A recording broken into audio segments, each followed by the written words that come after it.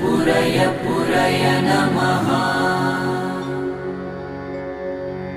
ॐ ह्रीं श्रीं क्लीं श्रीं कुबेराय अष्टलक्ष्मी मम गृहे धनं पुरय पुरय नमः। ॐ ह्रीं श्रीं क्लीं श्रीं कुबेराय अष्टलक्ष्मी मम गृहे धनं पुरय पुरय नमः।